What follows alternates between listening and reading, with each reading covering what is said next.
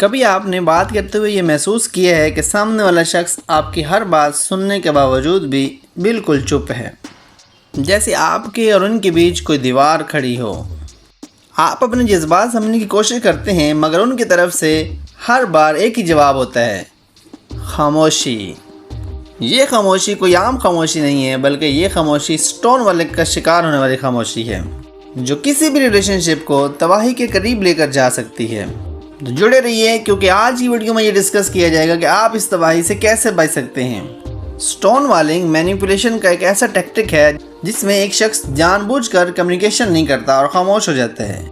इसमें वो शख्स ना सवालों के जवाब देता है, ना किसी कन्वर्सेशन का हिस्सा बनता है, ना किसी टॉपिक के ऊपर डिस्कशन करता है, और सबसे बढ़कर ये एक इमोशनल ब्लॉक है जो रिलेशनशिप के इश्यूज को सुलझाने के बजाय और ज़्यादा बिगाड़ देता है।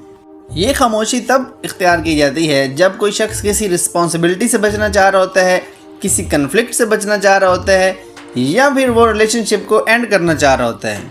जब कोई शख्स स्टोन वालिंग का शिकार होता है तो उसे लगता है कि दूसरा शख्स उससे दूर जा रहा है या उसे जानबूझकर इग्नोर कर रहा है।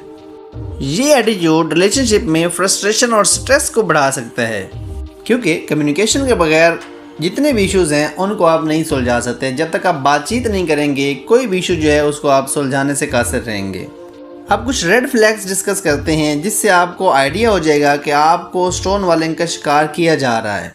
सबसे बड़ी निशानी तो इसकी खामोशी ही है कि अगला शख्स जो है वो बिल्कुल खामोश है और आपकी किसी चीज़ का जवाब नहीं दे रहा। इसके अलावा किसी शख्स का आर्गूमेंट्स या डिस्कशन के दौरान ही चुपचाप उठ के चले जाना, या फिर ऐसे अल्फाज इस्तेमाल करना कि मुझे फ़र्क नहीं पड़ता।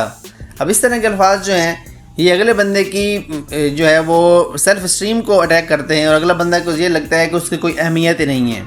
इसके अलावा अगर कोई शख्स फिज़िकल ब्लॉक जो है वो शो कर रहा है तो ये भी एक स्टोन वालिंग की निशानी होगी। फिज़िकल ब्लॉक से मुराद क्या है कि वो आपसे आई कांटेक्ट नहीं कर रहा, या चेहरा उसने किसी और तरफ मोड़ लिया है, या फिर कन्वर्सेशन के दौरान वो मोबाइल इस्तेमाल करने लग गया है या टेलीविज़न इस्तेमाल करने लग गया और उसका आपकी बातों में कोई इंटरेस्ट नहीं है।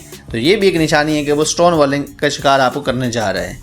ये एक बहुत ही डेंजरस टैक्टिक है और इसका सबसे बड़ा नुकसान यही है कि ये रिलेशनशिप को जो है वो बिल्कुल तबाही के दहाने पे ले जाती है, और इवन कई सिचुएशन में रिलेशनशिप जो है वो एंड भी हो जाते हैं।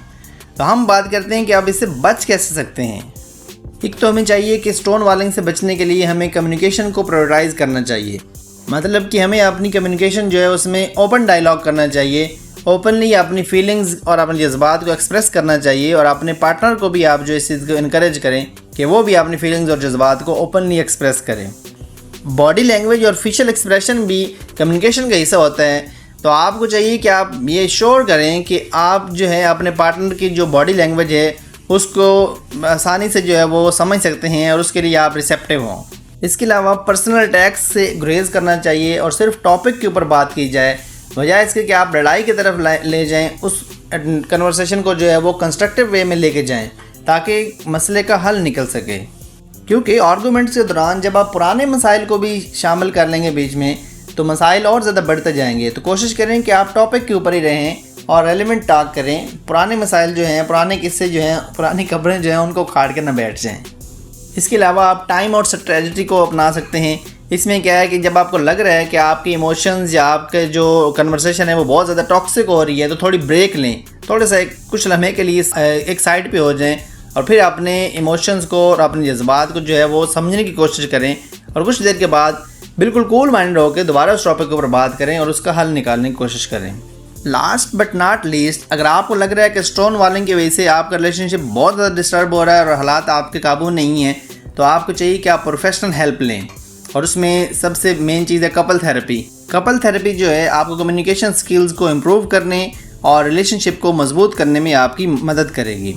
इसके अलावा अगर किसी एक इंडिविजुअल को जो है, एक पार्टनर को जो है वो प्रॉब्लम चल रहे हैं, उसके इमोशन कंट्रोल नहीं हो रहे, तो इंडिविजुअल काउंसलिंग जो है वो भी हेल्प आउट कर सकती है आपको, और आपका रिलेशनशिप जो है वो स्मूथली चलना स्टार्ट हो जाएगा।